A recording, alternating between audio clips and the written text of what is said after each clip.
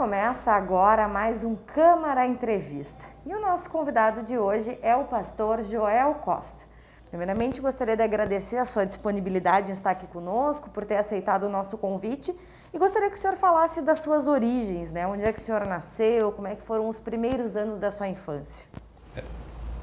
É um prazer estar com vocês aqui e é muito bom também poder compartilhar sobre nossas experiências, tanto aqui nessa cidade, como em outros lugares por onde nós passamos. Eu sou oriundo da Bahia, de uma cidade chamada Santo Antônio de Jesus, uma cidade aproximadamente de 120 mil habitantes, meio parecido aqui com Bagé. A única diferença é que lá é calor todo ano e aqui nós temos as 4 estações do ano. Como toda criança, a minha infância não foi diferente da de ninguém. Estudei, brinquei, fiz muitas artes por aí e cresci. E a Igreja Batista já era uma realidade por lá? Sua família era religiosa? Como é que aconteceu esse processo? Sim, a Igreja Batista é uma igreja, aqui no Brasil tem mais de 100 anos. Ela foi originária dos Estados Unidos, quando vieram os missionários americanos, instalaram aqui no Brasil, e a primeira Igreja Batista brasileira justamente foi aí em Salvador, na capital da Bahia. Então a Igreja Batista é uma igreja que já tem uma trajetória muito longa aqui no nosso país e no mundo, né? E a sua família já frequentava a igreja ou foi uma escolha sua? Sim, o meu pai frequentava a igreja e eu comecei a frequentar também quando era criança. Depois de jovem, adolescente, jovem, a gente toma outros rumos, mas depois, ainda na juventude, voltei para a igreja, onde estou até o dia de hoje. E como é que foi esse processo de se tornar o pastor dessa igreja? O pastorado, isso já foi de alguns anos, depois que estava dentro da igreja. Primeiro a gente passa por todos os ministérios assim da igreja, a gente é testado em cada área, o que nós chamamos de ministério, que são vários, e depois disso a gente tem que ter uma preparação também teológica, temos que estudar. Para ser um pastor batista, o mínimo que se exige é 4 anos de uma faculdade teológica, mas nós ultrapassamos essa marca porque nós estamos fazendo doutorado, terminando o doutorado em psicologia. Legal. Então a gente sempre vai acumulando experiências, cursos e nos preparando para isso. Teve o chamado de Deus, né? Sentimos o chamado dentro da igreja. Eu gostaria de destacar que antes de ser pastor, eu era um contador, né? Tinha 2 estúdios de contabilidade, um na minha cidade e o outro em outra cidade, cacauicultor, do nosso estado ali da Bahia. Deixamos tudo isso para seguir esse ministério que nós chamamos, que é falar de Cristo para as pessoas. E como é que o senhor acabou vindo parar aqui em Bagé? Bem, antes de cair aqui de paraquedas, como todos me perguntam, né? A nossa trajetória foi uma trajetória que nós saímos dessa cidade lá do interior da Bahia. Fui morar em São Paulo, nesse caso eu sozinho, e de São Paulo depois eu fui para Buenos Aires, para a Argentina, onde eu conheci a minha esposa. E o objetivo de ir para Buenos Aires justamente foi para estudar, complementar a teologia e também estudar um pouco sobre a cultura, no caso russa, né, ou eslava, como nós chamamos, porque são vários povos que têm muitas semelhanças. Então ali em Buenos Aires nós ficamos, nos conhecemos, nos casamos e viemos a morar aqui no Uruguai, numa cidade chamada Salto, que é muito bonita e talvez alguns aqui de Bagé a conheçam, que é uma cidade turística e que tem as águas termais que são conhecidas também em todo o mundo. Então, ali do Uruguai, nós fomos assim enviados para a Ucrânia, para morar na Ucrânia, onde nós moramos em Kiev, que é a capital, que está sendo muito bombardeada hoje em dia. E ali desenvolvemos o nosso ministério, não somente aí no país da Ucrânia, mas em todo o leste europeu, né? ou seja, os países que antes formavam a União Soviética, que são 15 no caso. E a sua esposa, ela é argentina ou ela estava lá na ocasião? Sim, a minha esposa, ela é natural da Argentina, mas os avós dela são ucranianos, são de ascendência ucraniana. Os avós dela vieram para a Argentina depois da Segunda Guerra Mundial, que foi no ano de 45 que terminou, né? 39 a 45. Então eles vieram, se estabeleceram aí na Argentina e ela tem essa ascendência ucraniana. E há quanto tempo que vocês moram aqui na Rainha da Fronteira e quais são os pontos positivos que o senhor destacaria da cidade? Bem, complementando a resposta anterior, caímos aqui depois que retornamos da Ucrânia, tínhamos o desejo de voltar para o Brasil, os nossos filhos estavam numa idade assim, da adolescência e da juventude, e precisava mais da minha presença com eles, né? Porque quando estava ali no leste europeu, eu viajava muito, tinha que ir nesses países, nesses 15 países aí, mensalmente tinha que visitar a estes países, então eu era tipo de um pai ausente. Então nós retornamos ao Brasil, depois que retornamos aqui, retornamos ao Brasil, ficamos 2 anos na Bahia e depois recebi o convite para trabalhar aqui em Bagé. Mas a pergunta agora qual foi?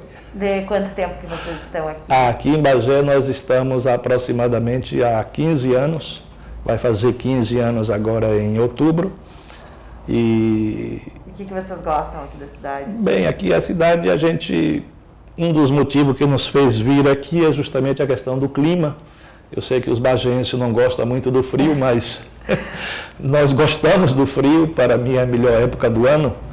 Mesmo porque quando a gente morava ali na Ucrânia, o frio é bem severo, né? Aqui o frio...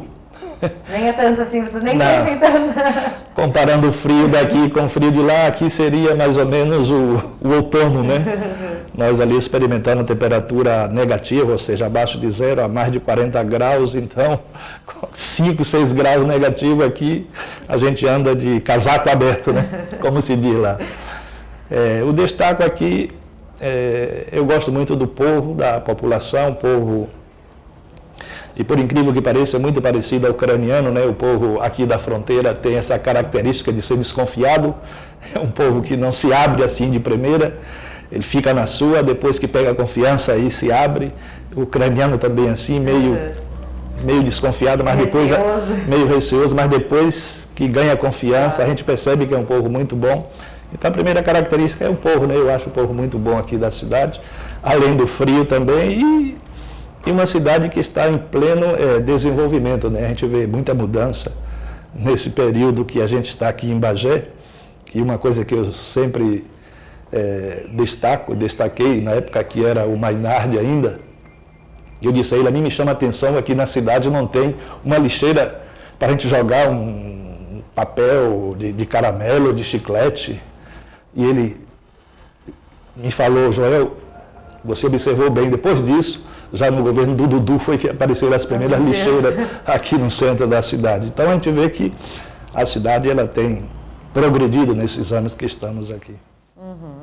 E nesse meio tempo todo, os filhos de vocês acabaram nascendo aonde? São naturais de onde? A nossa família é uma salada. Eu sempre digo que na nossa casa uma família com 4 nacionalidades, porque a minha esposa é da Argentina, eu tenho 2 filhos que nasceram aqui no Uruguai, né? Eu tenho 2 filhas que nasceram na Ucrânia, gêmeas, né? E eu sou brasileiro. É uma mistura mesmo. Debaixo do nosso teto tem 4 nacionalidades diferentes, né? Eu digo 4 porque a Bahia também é um Brasil à parte, né? Legal. A gente vinha falando da questão do leste europeu, né? Essa sua experiência que, como o senhor falou, está sendo muito falado nessa questão da guerra lá na Ucrânia, entre Ucrânia e Rússia e tudo mais. O que o senhor destaca, o que o senhor pode falar dessa sua experiência, né, lá da Ucrânia, o que o senhor, quando assiste essa questão, né, que está tendo toda dessa guerra, né, que está acontecendo, acredito que de repente ele toque mais do que a nós, por o senhor ter vivido lá, né, ter estado, conhecer pessoas de lá. nos conte um pouco dessa sua experiência, o seu sentimento em relação a essa guerra. Ok. Tem coisas que a imprensa não fala, eu não sei porquê, mas um dos objetivos dessa guerra é justamente que a Ucrânia é um país muito rico em terra, né? Assim como o nosso país aqui na parte da agricultura. Então é um país exportador de grãos, né? Existem muitos grãos que nós nem conhecemos aqui no Brasil. Então a Ucrânia é um país rico, a terra lá é muito produtiva, né? Então um dos objetivos que eu vejo é justamente essa sede, essa fome que a Rússia teve pelas terras e pela produção ucraniana, né? Então esse é um dos motivos que a guerra agora está acontecendo. Obviamente eles não querem, né? Os russos não querem que as armas da OTAN estejam ali na sua fronteira, porque a Ucrânia hoje seria como um escudo, né? Porque chega até na Polônia, depois vem a Ucrânia, e a Ucrânia está ali como um escudo. A Rússia não quer que essas fronteiras cheguem até as suas fronteiras, né? Esse seria o segundo motivo que eu chamaria de político. Nós sentimos realmente bastante pela nossa convivência lá. Foram mais de 11 anos que moramos, né? Nós temos duas filhas que nasceram ali, nós temos muitos amigos, né? Nós temos parentes ali por parte da minha esposa, e nós mantemos contato com esses amigos, com esses parentes. Nós temos muitos pastores ali, muitas pessoas também das igrejas, e pessoas que nem são da igreja, mas que são nossos amigos. Então, nós temos uma rede de contato muito forte ali, e isso nos aproxima realmente desse povo, né? Além do fato de que nós temos na nossa família o sangue, né? Sim. Tanto por parte da minha esposa como as minhas duas filhas que são nascidas lá. Então a gente sente muito, porque esse povo não merece passar pelo que está passando. É um povo que confiou também nas autoridades europeias ao entregar todo o seu arsenal nuclear, no caso, na época, ficou desarmado, e agora um país poderoso como é a Rússia, que eu também não tenho nada em contra, porque eu trabalhei e visitava a Rússia constantemente, tenho muitos amigos lá também, mas o fato político é que a Ucrânia entregou toda a sua arma, todo o seu poderio, né? Confiando na proteção da Europa, e agora a gente vê que a Europa praticamente não está saindo em defesa, apesar de que está dando essas armas aí, mas são como paliativo, porque a gente sabe que a Rússia ela é muito forte, tem um poderio muito forte de armas.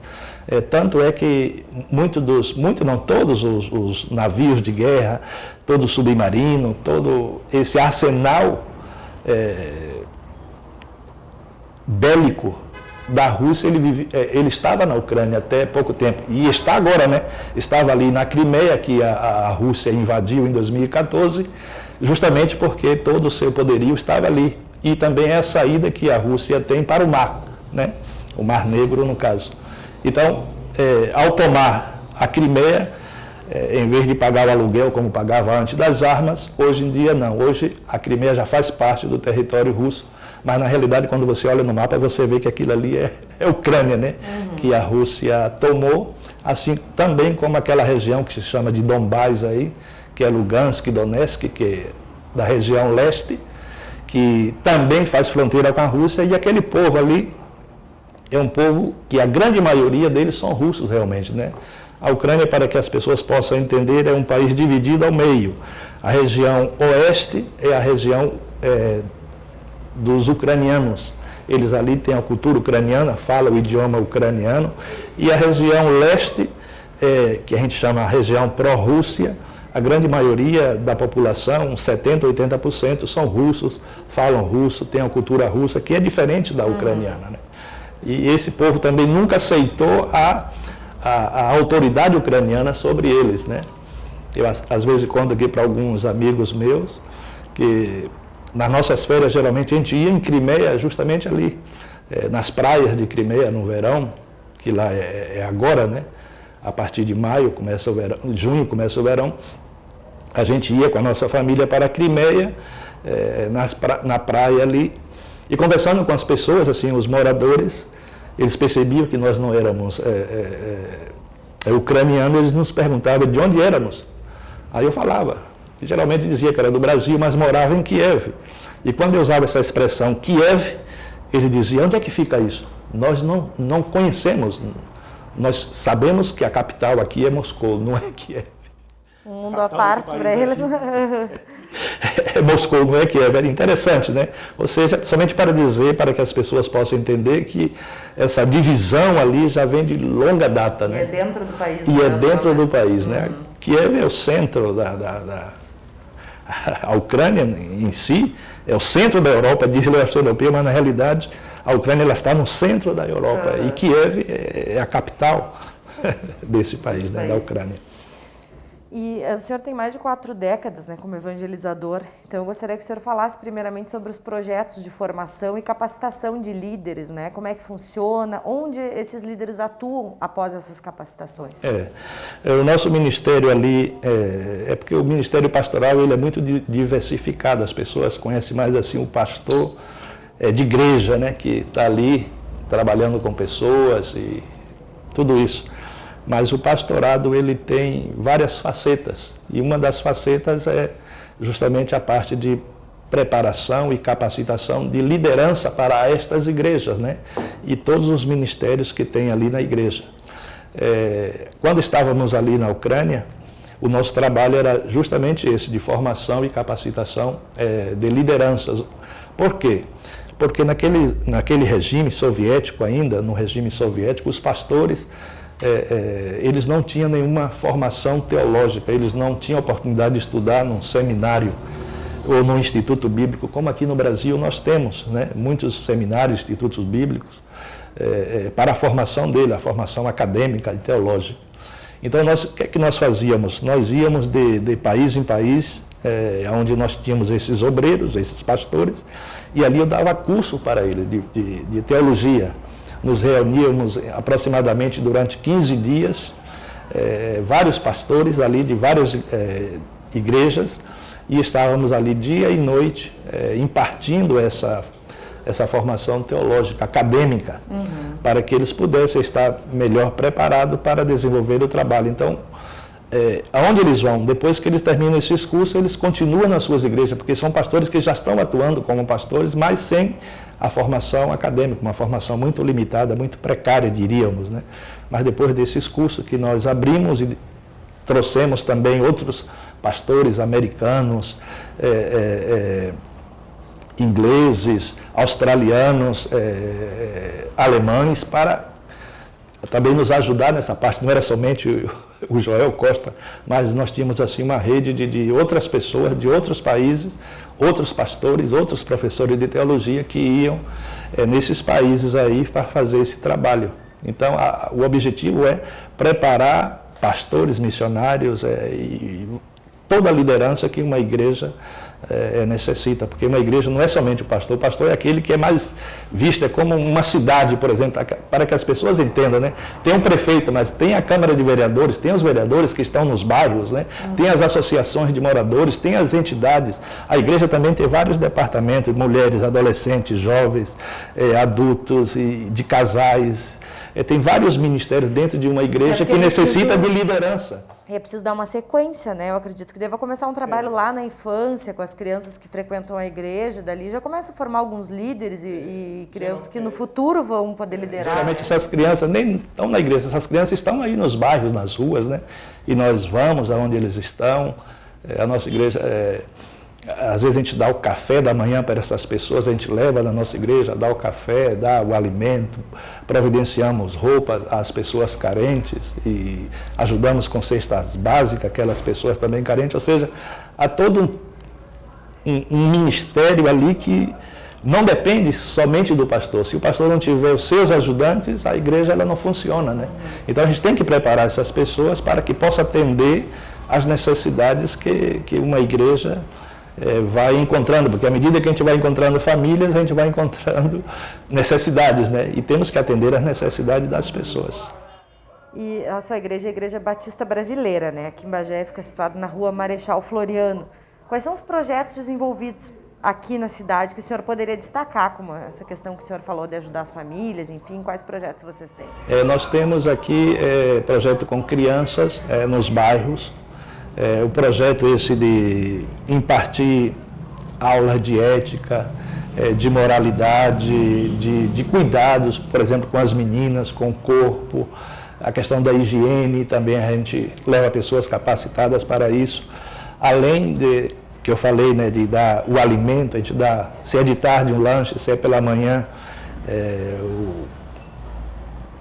o café da manhã, né? Tem a questão também, outro ministério que nós temos é de ação social, né? A gente ajuda aquelas famílias carentes, aquelas famílias necessitadas, com cestas básicas, com roupas, com calçados e às vezes nós escrevemos também aqui para o jornal, os jornais da cidade aqui, alguma nota, alguma coisa importante que nós queremos destacar, a gente escreve para dar informações às pessoas da cidade. Nós temos Ministério de Mulheres, onde a gente procura capacitar as mulheres a entender o seu rol, a sua função no lar, no trabalho, aonde quer que ela esteja. Então a gente tem muitos ministérios, tem ministério com os homens também, tem ministério com os jovens, né? A gente orienta naquelas questões, né, que são essenciais na questão do namoro, na questão de escolher uma moça ou um rapaz e todas essas questões assim também morais e éticas que a gente trata de levar para que a nossa juventude seja uma juventude sã, né? Para que se afaste de muitas coisas ruins que esse mundo aí oferece, né? Não somente as drogas, mas tantas outras coisas que são prejudiciais ao desenvolvimento assim, normal, diria eu, da juventude.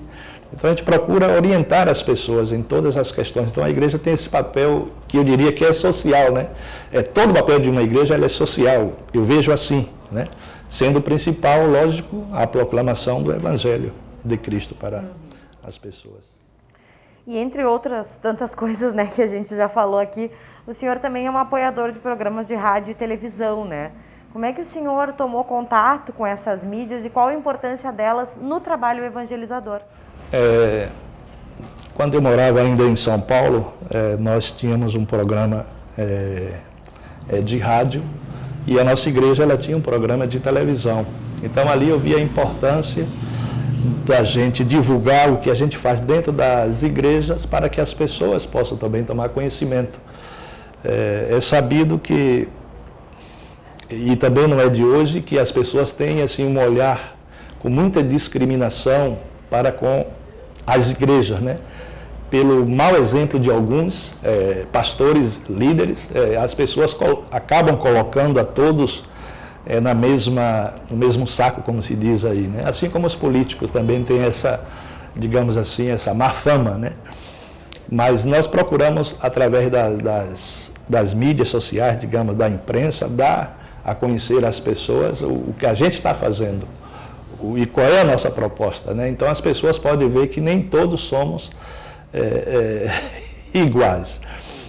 Quando eu estive também no Uruguai, eu fui procurado por um diretor de uma empresa de televisão e ele se colocou à disposição disso. Olha, o senhor poderia, eu era mais jovem, era você, né?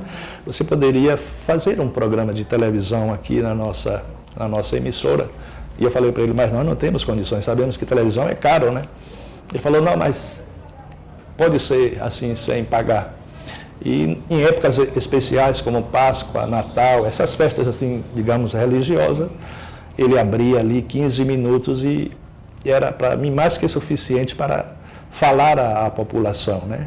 Além também do rádio, que nós tivemos um programa por muito tempo ali no Uruguai, esse sim era pago, e o Jornal da Cidade nos dava meia página para a gente escrever diariamente o que a gente quisesse, né? Isso foi o próprio diretor também do jornal que abriu essa oportunidade. Mas isso foi numa época em que o Uruguai, hoje é bem diferente a situação, foi numa época em que o Uruguai estava fechando as suas fronteiras para a entrada das drogas que iam daqui do Brasil para lá, né? Hoje estamos vendo o caminho inverso, né?